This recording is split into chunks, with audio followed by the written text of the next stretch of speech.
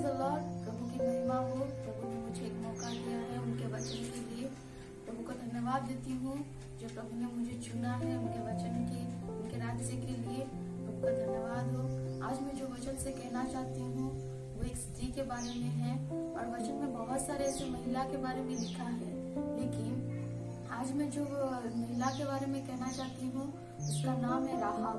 हाँ प्रियो, सब कोई जानते हैं कि राहाब एक वेश्या थी। वचन में भी लिखा है, यीशु की किताब उसका 2 अध्याय में हम देखेंगे मूसा वहाँ पे लिखते हैं कि राहाब एक वेश्या थी।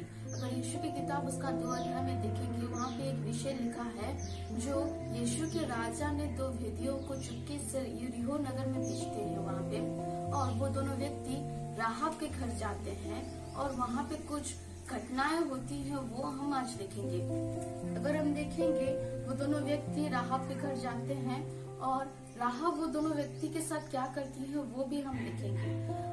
हाँ प्रियो, अगर हम देखेंगे यीशु की किताब उसका 2 अध्याय में ऐसे लिखा है कि वो दोनों व्यक्ति राहाब के घर जाते हैं और यरीहो के राजा को पता चलता है कि कुछ लोग मेरे राज्य के, मेरे नगर में कुछ लोग आए हैं, और यरीहो के राजा ने कुछ ऐसे लोगों को कहने के लिए भेजती है राहाब के घर। और जब वो राजा के व्यक्ति लोग जाते हैं राहाब के घर और पूछते हैं कि कुछ लोग व्यक्ति यहाँ पे आए थे, वो दोनों व्यक्ति को तो कहाँ छिपा रखी है, तो राहाब कहती है कि हाँ दोनों व्यक्ति तो आए थे लेकिन मैं उनको जानती नहीं हूँ, लेकिन शायद वो लोग चले गए हैं। लेकिन राहाब वो दोनों व्यक्ति के साथ क्या की होगी? अगर हम देखेंगे नीचे में तो राहाब वो दोनों व्यक्ति को छिपा रखती है और उनको प्रोटेक्ट करती है उन राजा के व्यक्ति के साथ। अगर हम देखेंगे कि वो दोनों व्यक्ति को वो जानती थी कि वो दोनों व्यक्ति जो आए हैं मेरे घर पे वो परमेश्वर के भेजे हुए दोनों व्यक्ति थे। फिर वो दोनों व्यक्ति के साथ बात करने के लिए जहाँ पे वो छिपा रखी थी राहाब, वो दोनों व्यक्ति को छत के ऊपर वहाँ पे जाती है और वो दोनों व्यक्ति के साथ बात करती है। तब कहती है कि मुझे पता है कि ये राज्य, ये जो नगर है परमेश्वर ने तुम लोगों को दे दिया है, और मुझे ये भी पता है कि तुम्हारा जो परमेश्वर महान है और तुम लोगों को इस्राएल और मिस्र से निकालने के समय में, मिस्र के निकालने के समय में जो सामने में जो लाल समुंदर था वो जल को भी वो सुखा दिया था, और आगे में जो दोनों देश थे वो दोनों देश को भी तुम लोगों को दे दिया है।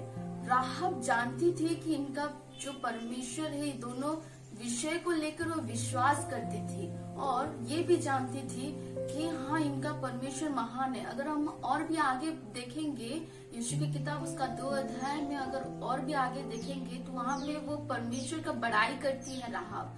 वो पहले से ही जानती थी और पहले से ही विश्वास करती थी परमेश्वर पर, और उसका जो विश्वास था आज उसका परिवार को बचाया था।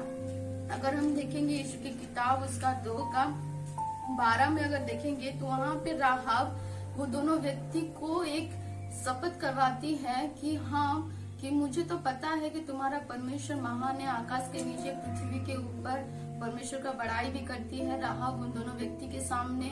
फिर वो कहती है कि जब तुम लोग यहाँ पे आओगे इस नगर को नष्ट करने के लिए, तब मुझे और मेरे घराने को बचाने के लिए चिन्ह दे के जाओ कहती है।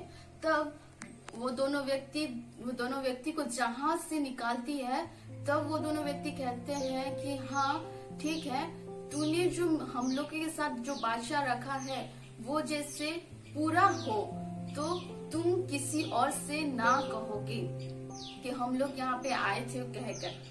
तो वो दोनों व्यक्ति एक चिन्ह देके जाते हैं, वो है लाल कलर का धागा, और वो दोनों व्यक्ति कहते हैं जब हमारे लोग यहाँ से गुजरेंगे तेरे घर होके, इस नगर को जब देखेंगे, इस घर को देखेंगे, तब ये लाल कलर का धागा देख के जानेंगे कि ये घर को बचाया जाएगा, और इस लाल कलर का धागा बांध देना और तुम्हारे सारे परिवार जितने भी तेरे पिता के घराने के हैं उन लोगों को लेके आके यहाँ पे रखना। तब राहाब विश्वास के साथ उसका परिवार, उसका पिता का घराना, सारे लोगों को ला के वही घर पे रखती है, और जब नगर ध्वंस होने का समय आता है, नष्ट करने का समय आता है, तब वो लोग आते हैं नष्ट करने के लिए। और वो लोग देखते हैं इस लाल कलर का धागा बंधा हुआ देखते हैं, और वो घर को छोड़ के चले जाते हैं, और उसका परिवार बच जाता है। तब राहब, और भी आगे अगर उसका जीवन में देखेंगे, राहब के जीवन में बस उसका परिवार बच नहीं गया, परमेश्वर ने उसका परिवार को ही नहीं बचाया। परमेश्वर ने उसको इसीलिए चुना कि उसका विश्वास परमेश्वर पर था। हाँ प्रियो, हम लोग सबको ही जानते हैं वो पापी थी, लेकिन परमेश्वर ने उसका विश्वास को देखा, इसीलिए परमेश्वर ने उसको चुना। अगर हम परमेश्वर पर विश्वास रखते हैं तो परमेश्वर हमारी सारी परेशानियों को दूर करेगा। मैं उन महिलाओं के लिए कहना चाहती हूँ जो महिलाएं कम विश्वास रखते हैं और परमेश्वर से ज्यादा चाहते हैं। आप परमेश्वर पर ज्यादा विश्वास करें, और परमेश्वर आपको ज्यादा से ज्यादा बहुत सारे आशीर्वाद के और बहुत सारे ब्लेसिंग आपको देने वाला है। परमेश्वर आपको आशीष दे छोटे से वचन के द्वारा। And happy women's day to all my beautiful women's. Thank you.